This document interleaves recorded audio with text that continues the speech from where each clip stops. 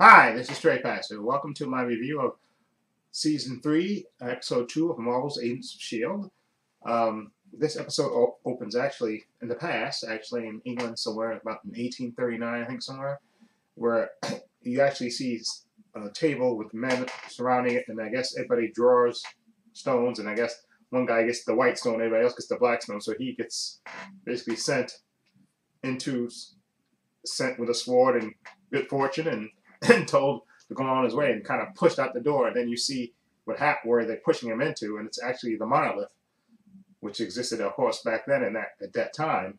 And you see him get sucked up into the monolith, and then you fast forward to the present.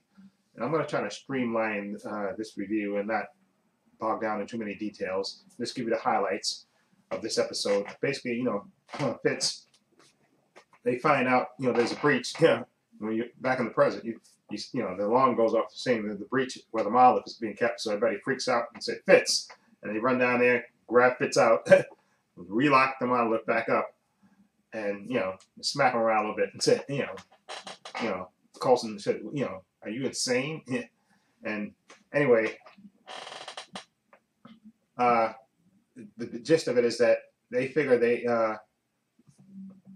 with the ancient scroll that Fitz got last week, Coulson's decided to enlist the aid of the Asgardian character that's hidden on Earth, played by Peter MacNicol last season. I think was it last season or was he in the first season? I think he might have been in the first season. Anyway, they go to him basically, saying that they need his help with this monologue thing. And of course, at first he's in I think a Scandinavian prison, and he has no intention of leaving. He's happy. He said he's got everything he wants. Room, board, and books and everything, real comfortable.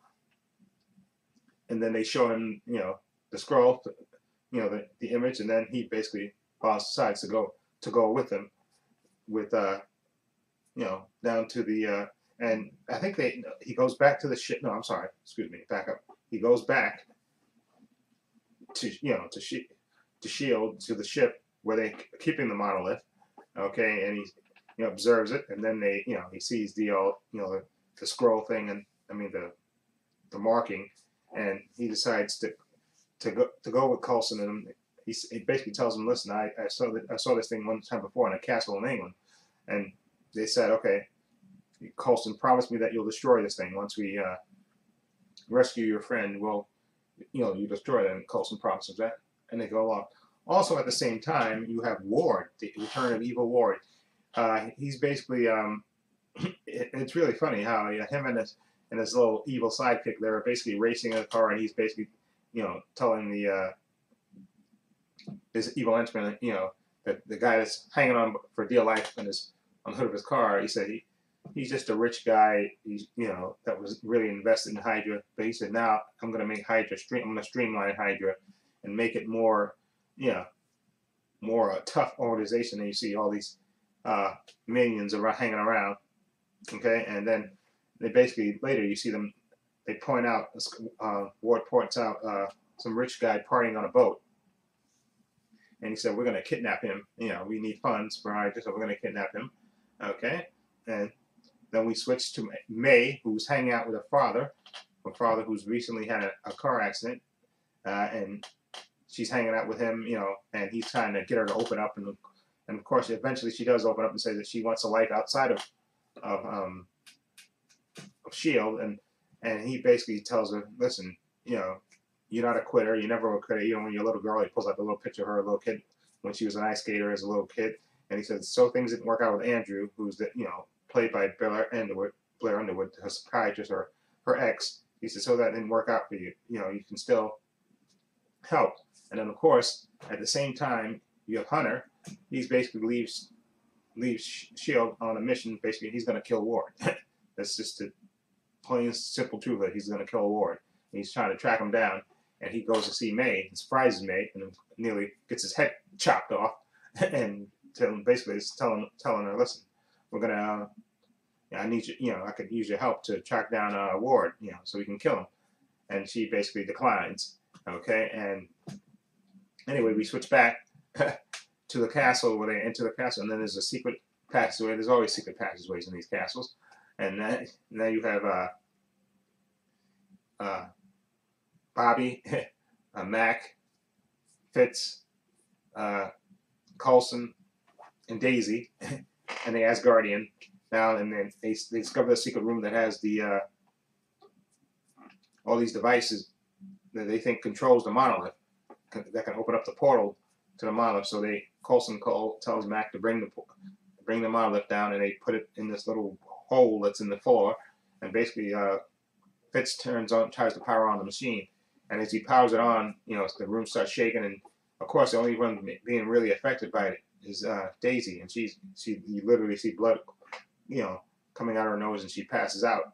Okay, and then they shut off the machine, and then they figure out that it's a certain vibration that can open up the portal, and they have Daisy use her powers, even though it might, it's gonna wear her out. And she uses her power and Fitz, instead of first he said he was gonna send a probe in it, but he doesn't send a probe.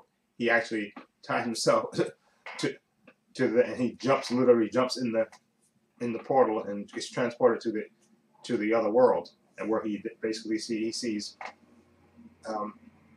Simmons struggling, and he calls out to her, and she reaches for him, and it looks like that, while he got a hold of her, then he kind of loses hold of her, and then you see that that Daisy is, she can't hold it, she's straining and she's about to let it go, and Coulson says, no, just put her, pull, that's enough, pull Fitz back, and then you think he's coming back without her, but you see a big explosion, and the monolith explodes, and you see underneath the rubble, you see Fitz, and then underneath more rubble, you see Simmons. So he was successful in bringing her back.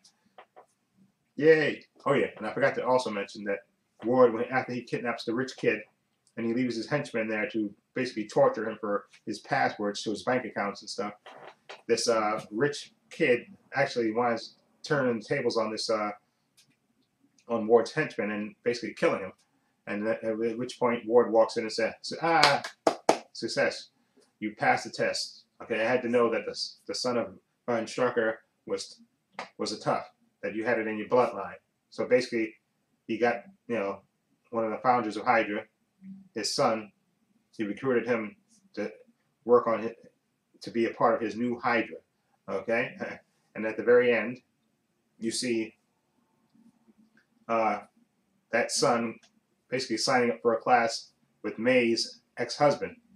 And so you think Ward is maybe doing this, he's targeting May in her personal life, because you can kind of give the impression that maybe, because there was a car accident for May's father, and you kind of leave the impression that maybe Ward was responsible for him getting into the accident. And now you see the son of Strucker, going, signing up for a class with May's ex-husband. So you think maybe Ward is going after May?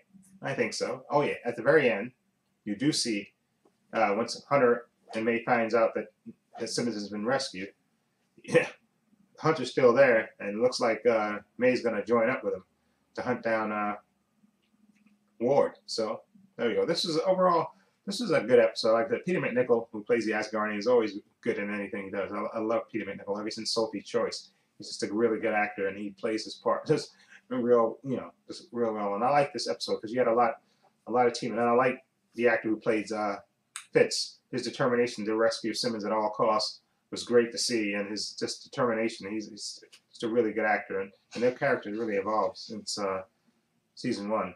Okay, Fitz has really evolved, and I like him. Overall, I'm going to give this, and also we did get a little, I forgot to mention, they get a little conversation between May's husband and Sky, where he's kind of basically telling, she's basically telling him she wants to form her own little group of secret warriors, that's a comic book reference, and other humans and stuff to, protect himself and work with S.H.I.E.L.D. So I thought that was a little bit was good too. Anyway, overall, I'm going to give this episode a 7.5. I thought it was good. I thought it was really good. A lot of stuff moving, and Simmons is back, which is a good thing. Although I hope that this is the real Simmons. There's no shenanigans going on with her. Because they did show after they rescued her, she was like, she woke up like she was a nightmare. She had this, I guess, this little piece of like a blade that she made out of rock from the ancient world She had it with her, like she was, you know, trying to defend herself. But then she, of course, dropped it, and Simmons was there, you know, Fitz was there, you know, sleeping, and then she got in his lap, which was real cute. But anyway, again, 7.5 for me. This was overall a good episode. A lot of things moving, a lot of things happened. You got the return of Evil Ward. You find out where May was, and get Hunter on the hunt for Ward, and Ward is basically recruiting Strucker's kid to help form his new Hydra. So a lot of moving things, and Simmons is back. So a lot of good things happening. You got the return of the Asgardian from season 1. Anyway, a lot of good things. Anyway, let me know what you think of season 3, episode 2, Purpose in the Machine. That was what it was called. Feel free to leave comments down below. This is Trepacer saying so long and take care.